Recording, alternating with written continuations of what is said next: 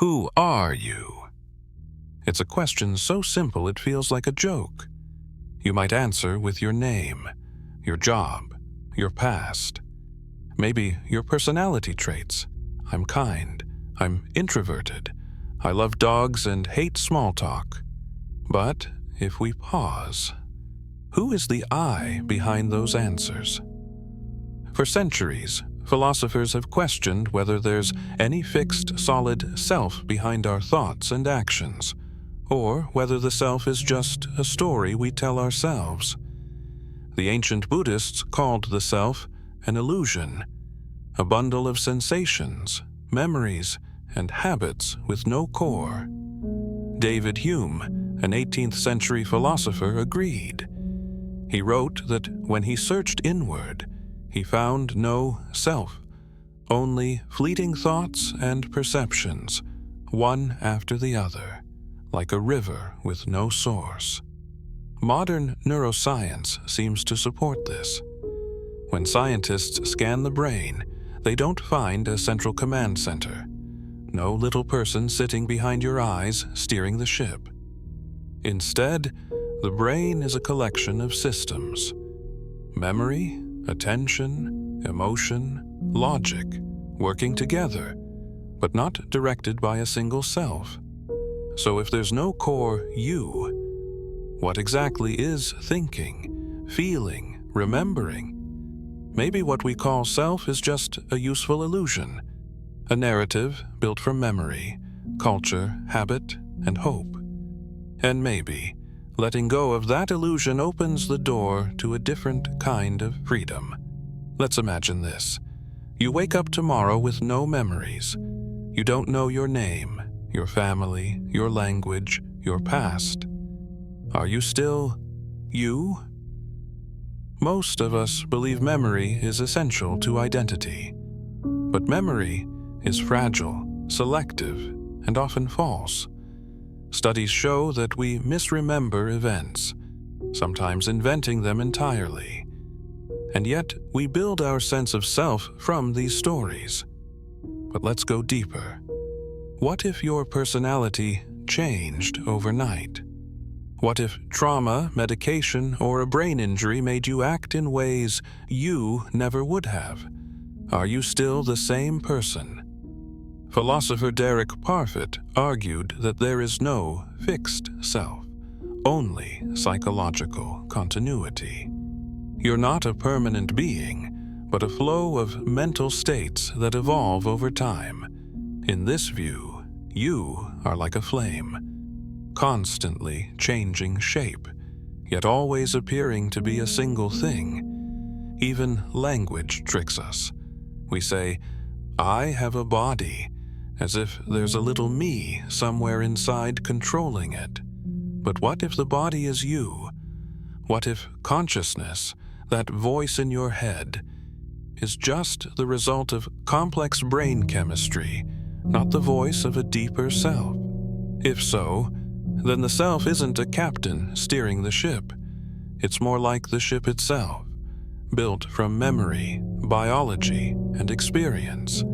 And if the ship changes, maybe the captain was never real to begin with. Think of your thoughts as clouds drifting across the sky. They appear, change shape, and disappear. But do you choose them? You may feel like you're thinking on purpose, but where do your thoughts come from? Can you predict your next idea before it happens? Try it now. What's your next thought? You probably didn't know until it arrived. This suggests something strange. You're not the author of your thoughts. They just happen, and you are the witness. This is a core insight in many Eastern philosophies. The self is not the thinker, but the observer. You are not the voice in your head. You're the awareness listening to it. But even that might be too generous. Neuroscientist Sam Harris argues that free will is an illusion. If we don't control our thoughts, if they emerge from unconscious processes shaped by genetics and environment, then what part of us is truly free? The brain reacts, the body responds, the mind interprets, and the self takes credit. But the credit might be stolen. In this light, the self isn't a driver. It's more like a passenger, rationalizing what the brain already decided. This challenges how we think about morality, identity, even consciousness itself. If you are just a process, not a person, then perhaps the idea of a fixed self is the final illusion.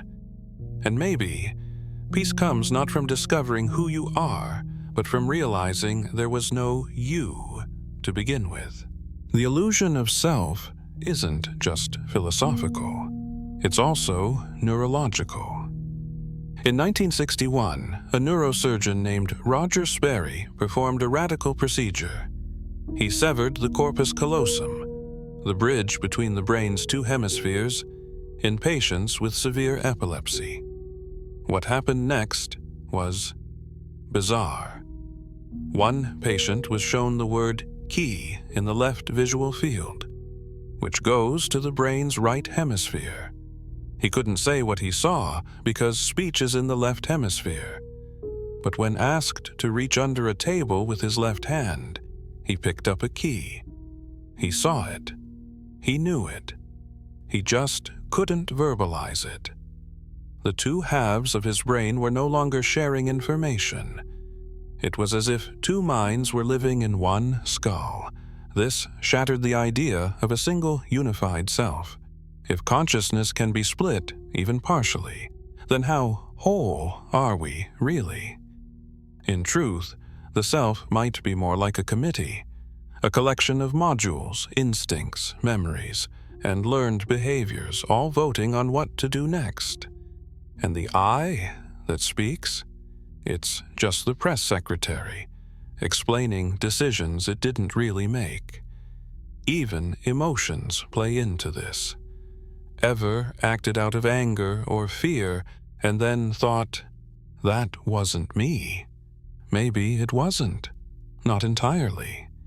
Perhaps we're not individuals in the way we imagine, but ecosystems of thought. And the more we search for the self, the more we find fragments. Let's talk about masks. Not the ones we wear on Halloween, but the invisible ones we wear every day. Carl Jung, the Swiss psychiatrist, called this the persona, the social face we show to the world. It's the version of ourselves we present at work, with friends, online. It's not fake exactly, but it's not the whole truth either. We shift masks constantly. You act one way with your parents, another with strangers, another when you're alone. Which one is the real you?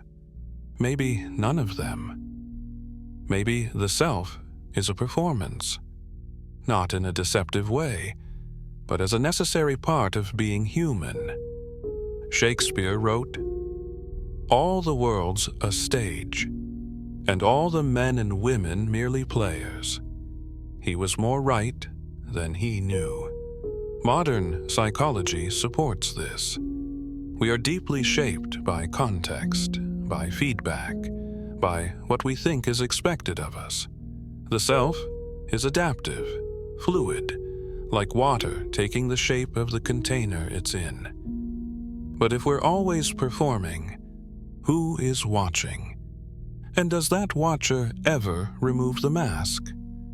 Some spiritual traditions say yes, and they point to something beyond personality.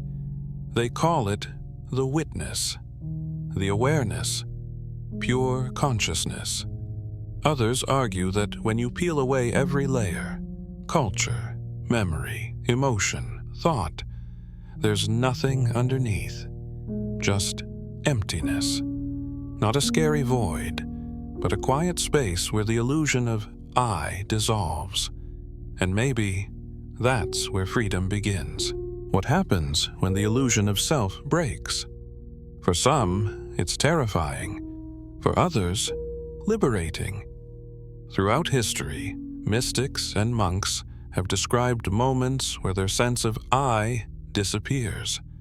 No boundaries, no thoughts, just pure awareness. It's called ego death, and it's often described as a dissolving of identity. Psychedelic researchers have studied this too. People on substances like psilocybin or DMT report a loss of self, not in a dangerous way, but in a deeply peaceful, sometimes euphoric one. They say things like, "There was no me, only light. I merged with everything. I was watching, but there was no watcher." These aren't just poetic metaphors. They point to something real, a shift in consciousness where the story of me momentarily vanishes. And yet, life goes on. Thoughts still happen. Breathing continues. The world doesn't stop when you disappear. Which raises a strange idea.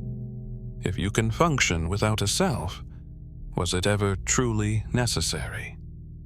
Maybe the self is like a narrator in a documentary, adding commentary, but not actually doing anything. You don't need the voice to live. You just think you do, because it's always been there.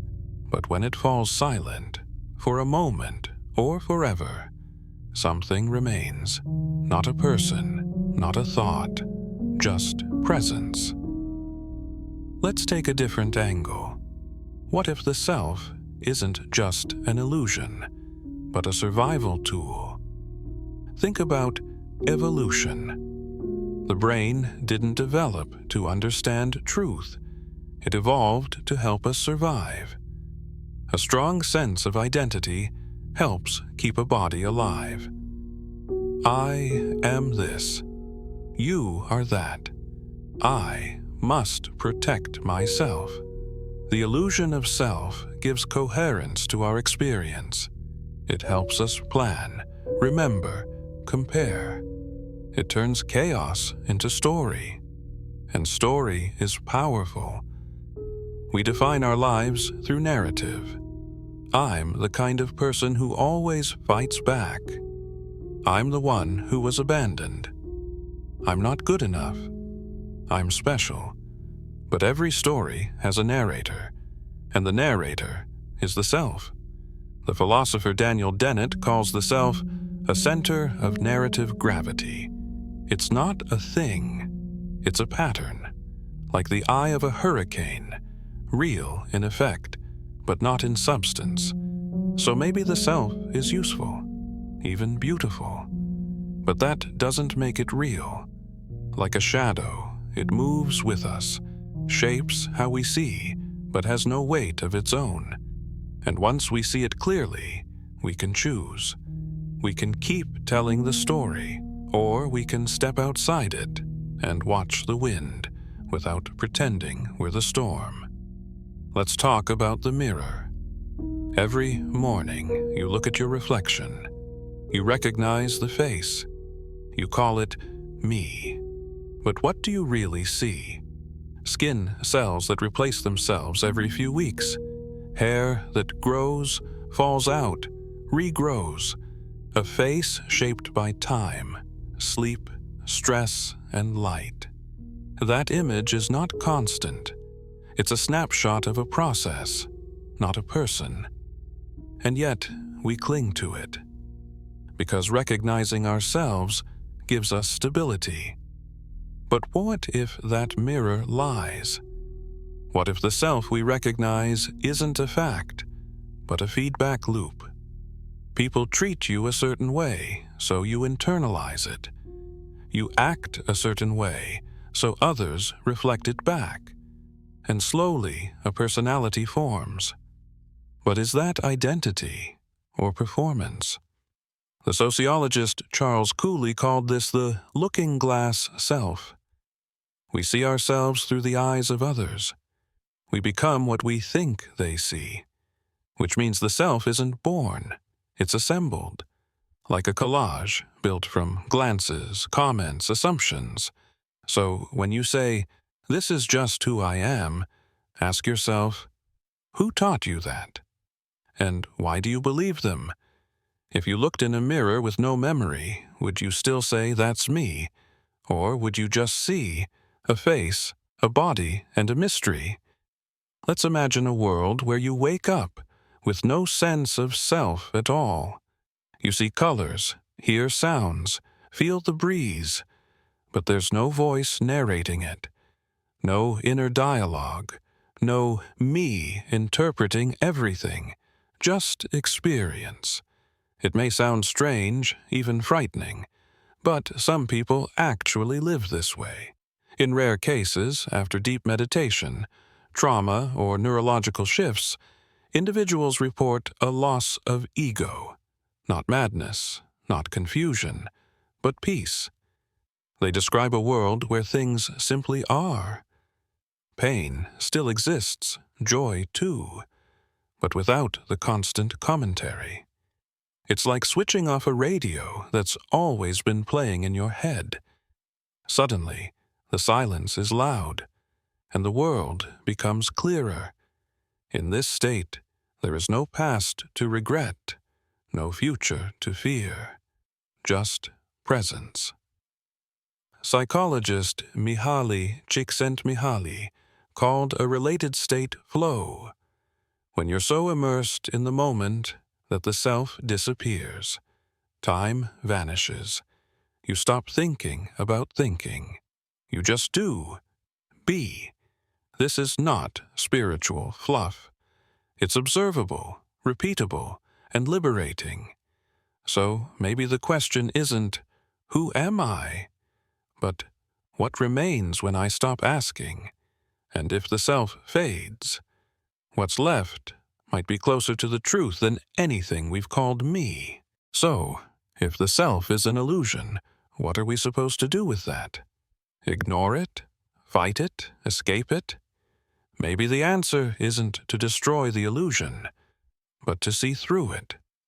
Like watching a movie. You know it's not real, but you still feel the emotion, still learn, still care. In the same way, we can live as selves, without being fooled by them. You can have a name, a story, a personality. But no, it's just the costume, not the actor. And maybe there is no actor, just a play unfolding, beautifully, painfully, without anyone at the center. This isn't nihilism, it's clarity. When you let go of the need to protect a fixed identity, you become free to change, adapt, connect. You stop defending your image and start paying attention to reality. You listen more, judge less, and realize everyone else is wearing masks too, not to deceive you, but because they don't know they're wearing them. And in that shared unknowing, maybe we find something real, not a self, but a presence, not me, just this, right now, here,